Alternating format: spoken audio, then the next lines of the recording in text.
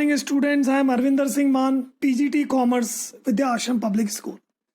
Now today we will take on chapter number 2 from partnership firm. Now change in profit sharing ratio among the existing partner. Now reconstitution of partnership firm. Now reconstitution of partnership firm means the agreement between the person for sharing the profit of the business. If there is any change in the agreement which brings the end to the existing agreement and force to come the new agreement, कि नए समझौते को लागू करना और पुराने समझौते को तोड़ देना, that is what the reconstitution means. अब यहाँ पे 5 तरह की व्यवस्थाएं हैं जो रिकॉन्स्टिट्यूशन करती हैं किसी भी फॉर्म का. सबसे पहला है change in profit sharing ratio.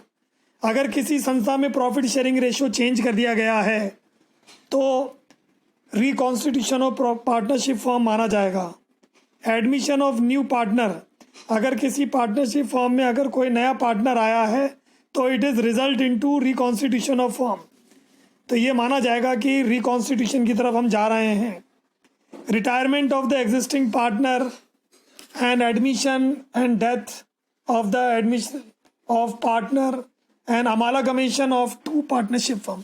अगर 2 पार्टनरशिप फर्म अगर जुड़ के किसी तीसरी पार्टनरशिप फर्म को बनाती हैं तो वो भी एक तरह से रिकॉन्स्टिट्यूशन है.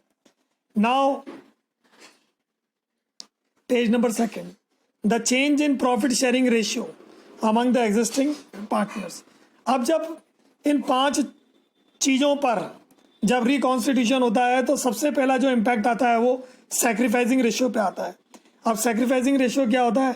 whenever there is change in the profit sharing ratio, one or more of the existing partner have to surrender.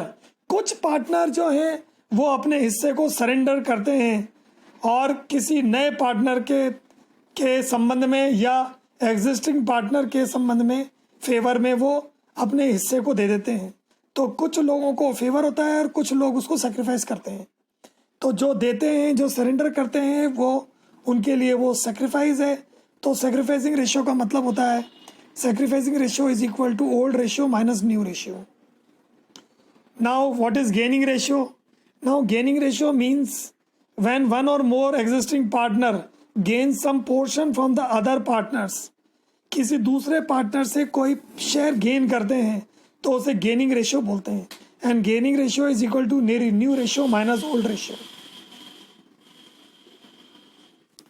Now हमें दोनों के अनुपातों को, अब जैसे ये एग्जांपल है इलस्ट्रेशन नंबर 1, ए बी जो पार्टनर हैं उनका जो ओल्ड रेशियो है वो 2:1 है और न्यू रेशियो है जो है वो इक्वल है 1:1. तो जो हमारा जो सेक्रीफाइसिंग रेशियो है वो ये है कि old ratio minus new ratio.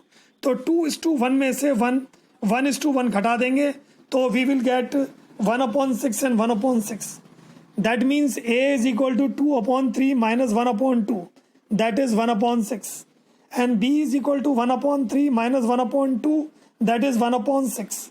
Taking LCM 3 2 जा 6, so we can calculate this thing. Now the next topic is goodwill. Now goodwill is what? Goodwill is the kind of reputation which is earned by the firm through the hard work and the honesty of the owners. हम अपने कार्य को संपादित करके जो ख्याति कमाते हैं, जो गुड नेम कमाते हैं, उसे ही हम गुडविल बोलते हैं. हम कस्टमर्स को अच्छी सर्विसेज देते हैं, अच्छा प्रोडक्शन देते हैं, तो उससे हमें हमारा मार्केट में रेपुटेशन बढ़ता है. Now, what are the features of goodwill? It is the intangible assets. क्योंकि ना तो हम इसे छू सकते हैं ना देख सकते हैं. हमने पिछली क्लास में भी हमने ये पढ़ा था कि what was the meaning of the intangible assets like goodwill and patents. It's a valuable assets. It can be earned by profit. हम लगातार अपने कंपनी में प्रॉफिट कमाकर हमारी गुडविल को बढ़ा सकते हैं. It is liable to the constant fluctuation. Goodwill कभी घट भी सकती है, बढ़ भी सकती है. ये सब हमारी परफॉर्मेंस पे डिपेंड करता है. गुडविल को हम बिजनेस के साथ बेच भी सकते हैं.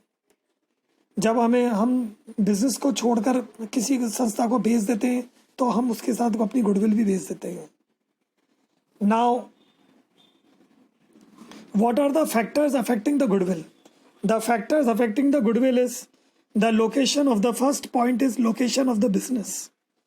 कि जो हमारा जो बिजनेस है जहाँ लोकेटेड है उस जगह हम ग्राहकों को आकर्षित करते हैं तो उससे हमारा गुडविल बनता है. जितने ग्राहक आएंगे उतनी हमारी गुडविल होगी. The efficiency of management, the second point. Efficiency of management का मतलब ये होता है कि हमारा बिजनेस कितने इफेक्टिव मैनेजर्स चला रहे हैं.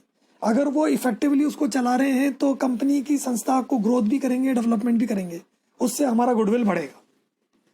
Third page, the longevity of the business.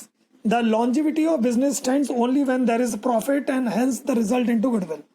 हमारा गुडविल बढ़ेगा तो हम लंबे समय तक व्यापार कर पाएंगे और मार्केट में जुड़े रह सकेंगे. The nature of goods. हमारा जो गुड्स का जो नेचर है वो भी हमारी गुडविल को मेंटेन करता है. The position of license. The if hold firm holds an import license, the goodwill of the firm will be more as very difficult और other firms to enter the business in the absence of license. कुछ जगह हमें licence लेना पड़ता है. किसी कोई सामान अगर बाहर से मंगाना है तो हमें लाइसेंस लेना पड़ेगा, तो वो भी हमारे गुडविल को एनहांस करता है. तो इस तरह से इतने सारे फैक्टर्स हैं, कुछ मुख्य फैक्टर्स हैं वो हमने रीड आउट किए हैं और उसको एक्सप्लेन किया है. Now there is a classification of goodwill. Goodwill की 2 कैटेगरीज हैं. One is purchase goodwill. जब हम किसी संस्था को खरीदते हैं, एक नए बिजनेस को खरीदते हैं, तो उसके साथ हमारी गुडविल आती है. तो that is what the goodwill is, asset minus liability. तो वो हमारी गुडविल होती है. That is the purchase of business और the recorded in the books of account due to the consideration paid to them. अगर किसी प्रतिफल के बदले में कोई गुडविल खरीदी है तो हम उस गुडविल को बैलेंस शीट में भी शो करेंगे और उसका पेमेंट भी करना पड़ेगा. एक है सेल्फ जनरेटेड गुडविल.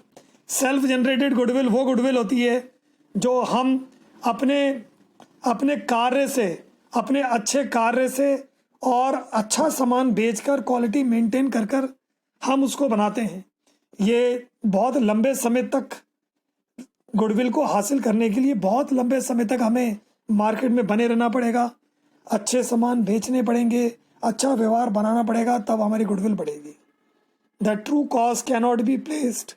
और इसका सही मूल्यांकन नहीं जाना जा सकता है. ये इंटेंजिबल होती है.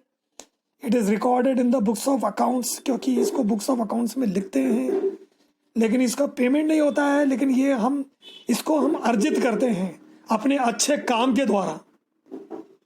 Thank you students and have a nice day.